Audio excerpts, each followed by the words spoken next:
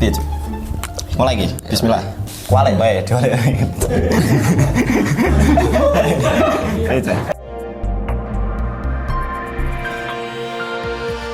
Assalamualaikum warahmatullahi wabarakatuh. Jumpa lagi bersama saya Nanang MRK dan saya Bang Ucup. Selamat datang di Wikipedia. Di video kali ini setelah lama kita tidak mereview modem, akhirnya kita mereview modem lagi. Cup, modem apa ini? Ini adalah modem LTE 300N dari HS Airpro. Ini yang pertama. Iya, di ini YouTube. Berarti pertama kali kita mereview di YouTube HS Airpro dan kayaknya memang yang pertama ya. Karena tadi kita tonton review-review HS Airpro. Ada. Kali ini kita akan coba mereview apakah si router 4G LTE dari HS Airpro ini setelah sukses dengan CP200 ya, yang pernah booming dan hilang. Kemudian HS Airpro menciptakan lagi router 4G LTE indoor dengan tipe LTE 300N. LTE 300N. Sekedar pemberitahuan saja, ini sepertinya akan menjadi sebuah router atau modem yang akan memporak-porandakan brand-brand lain karena harganya berapa, Cuk? Harganya 400 ribuan. 400 ribuan. Fiturnya sekedar spill sebelum kita jauh lebih dalam ya. Ini dia bisa menjadi modem, Cuk.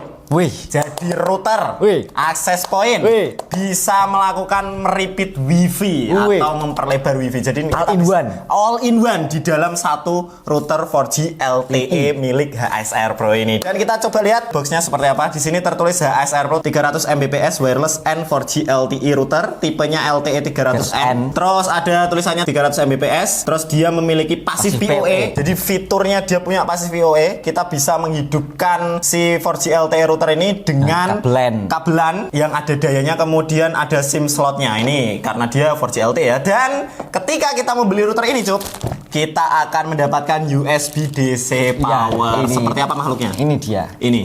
Jadi kita bisa bawa router ini kemana-mana dan kita nyalakan dengan power bank. Ini langsung di dalam include pembeliannya ya. 400.000 kalian lengkap sekali dapat barang-barang dan siap plug and play sih. Ini makhluknya. Langsung saja kita unboxing, Cuk, untuk 4G LTE L300N. Oke, langsung saja kita unboxing. Dari packagingnya ini berwarna biru. Dari ciri khas dari HS Airpro memang warnanya biru semua. Dan ciri khas dari HS Airpro ini ketika kita beli agak peok-peok sedikit. Selalu, Des. Kayak masuk raile. Iya sih.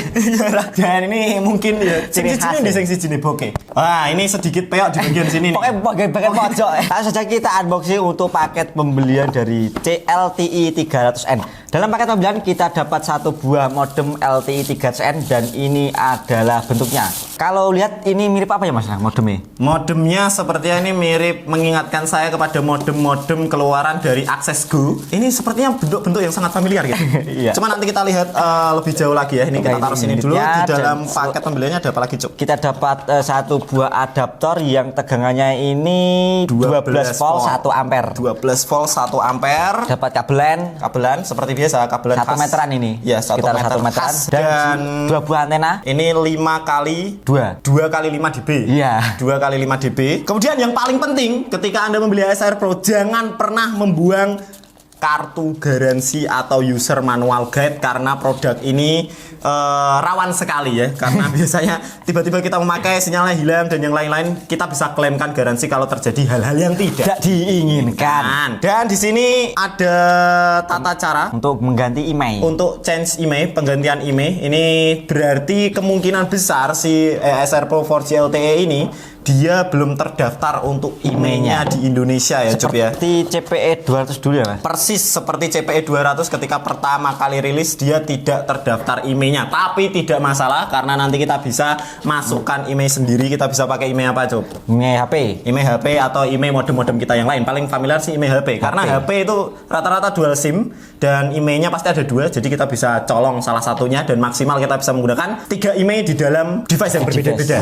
Untuk si router HS Airpro LTE 300N ini spesifikasinya dia memiliki RAM sebesar 64 MB, kemudian ROM-nya sebesar 40 MB dan juga prosesornya pakai chipset apa ini? Pakai chipset MediaTek. Dia hampir mirip sebenarnya, satu tipe dengan MikroTik 750 GR3, Xiaomi Mi 4 gigabit. Chipsetnya menggunakan MediaTek, cuman tipenya MT7628AN. Terus kemudian untuk OS atau sistem operasinya seperti mode-mode HSR Pro, yang sangat saya sukai adalah dia membuat sistem operasi dari OpenWRT dengan base LED. Nanti kita akan coba lihat user interface-nya seperti apa. Langsung saja kita akan uji kemampuannya, Cup. Kita akan nyalakan, kita akan pasangkan antena 2x5 dBi-nya di belakang. Nah, ini antenanya buat nangkap wifi atau ini kalau kita lihat, jadi saya sudah membongkar boardnya. Ini sepertinya menurut saya sih, Cup, karena saya tidak ahli di dalam elektronik ya, barang-barang elektronik. Menurut saya sih ini antena wifi, Cup, bukan antena menangkap sinyal. Bukan penangkap sinyal. Ini antena wifi sepertinya. Terus kemudian di bagian belakang sini HSR Pro, di sini ada 3 buah port Ethernet. 3 buah port Ethernet. Yang satu bisa kita fungsikan sebagai LAN atau WAN, bisa fleksibel. Kemudian ada 2 lagi sisanya untuk LAN. Kemudian di sini ada tombol reset, ada DC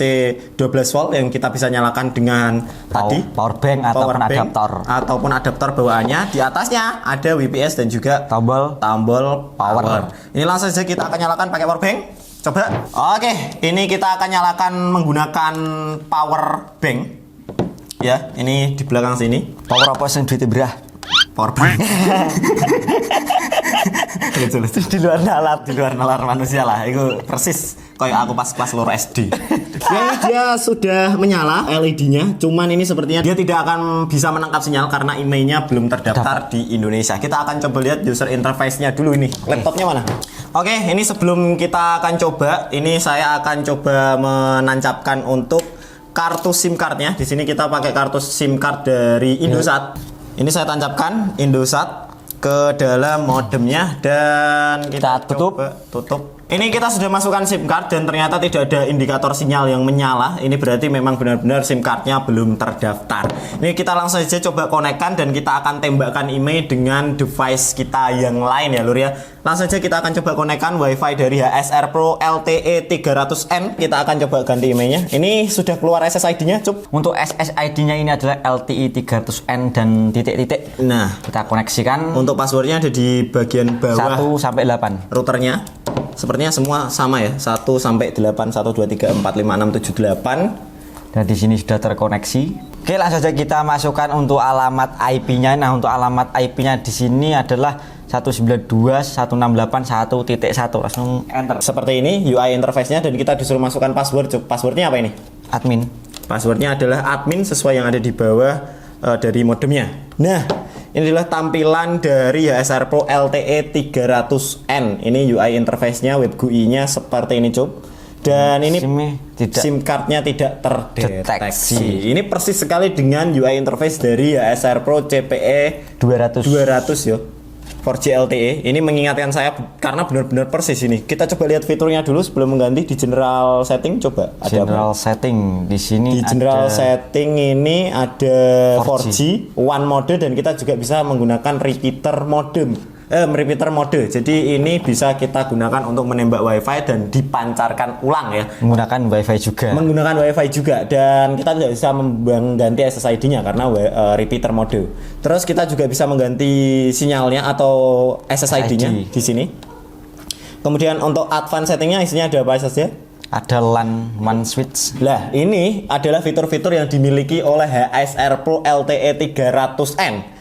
Ini untuk networknya ada LAN or one switch, jadi dia bisa merubah LAN atau WAN-nya secara otomatis untuk port satunya. Ini kita bisa mengaturnya dari sini. Kemudian ada port forwarding, ada DMZ, ada juga watchdog, ada WhatsApp juga.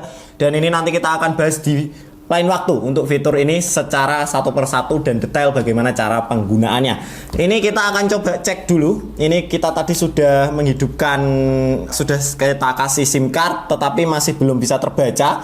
Dan di kardusnya ini ada komen untuk kita bisa mengganti emailnya.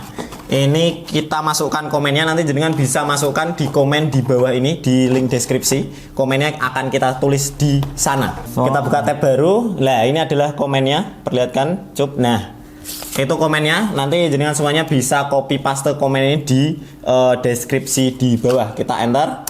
Dia akan masuk ke AT komen. AT komen ini adalah biasanya komen untuk mengendalikan chipset 4G LTE-nya ya. Kalau di OpenWRT karena ini OS-nya menggunakan OpenWRT. Nanti kita akan coba lihat OpenWRT-nya seperti apa. Untuk mengganti IMEI, kita terlebih dahulu memasukkan perintah sebagai berikut di komennya. AT bintang prot sama dengan 1. Ini kita enter. Nanti dia harusnya akan menjawab oke seperti ini. Kalau dia menjawab oke, artinya dia siap untuk diganti IMEI-nya. Nah, untuk penggantian IMEI, komennya adalah sebagai berikut. AT plus EGMR sama dengan 1,7. Nanti kita masukkan IMEI yang kita mau masukkan ke SR Pro. Ini kita ambil dari salah satu HP kita ya. Jadi ini sama persis IMEI di HP kita. Dan ini jenengan bisa pakai IMEI apapun atau pakai IMEI modem yang lain juga bisa yang sudah terdaftar. Tapi di sini kita ambil dari HP. Kita masukkan komennya. Ini dia sudah berbicara oke jawabannya. Berarti dia sudah memasukkan IMEI-nya. Dan kita coba cek IMEI. Kita cek IMEI-nya. Oke, ini adalah komen untuk kita mengecek IMEI-nya apa sudah terganti apa belum. Komennya adalah AT plus EGMR 0,7. Ini dia sudah menjawab oke dan ini adalah IMEI yang sudah kita tembakkan dari HP kita. Jadi ini dia sudah menyala dengan terbaca sebagai HP kita untuk IMEI-nya ya, Cep ya. Dan coba kita reboot. Kita tinggal reboot saja. Oke, kita tinggal reboot saja, nanti dia akan restart dan harusnya kalau dia berhasil terganti IMEI-nya, nanti dia akan booting dan dia sudah bisa membaca SIM card yang kita masukkan tadi di HSR Pro LTE 300N ini. Oke, ini dia sedang booting, LED-nya berkedip-kedip dan kita tinggal tunggu sampai dia siap untuk digunakan. Ini dia sudah berhasil keluar indikator sinyalnya dan ini artinya dia sudah bisa membaca SIM card yang kita masukkan ke HSR Pro LTE 300N-nya. Sekarang kita akan coba koneksikan ke SSID-nya. Nah, ini connected. Password admin. Oke. Kita ke sistem status. Di sini akan kita lihat Indosat 4G. Indosat 4G dan di sini nah, ada traffic yang masuk.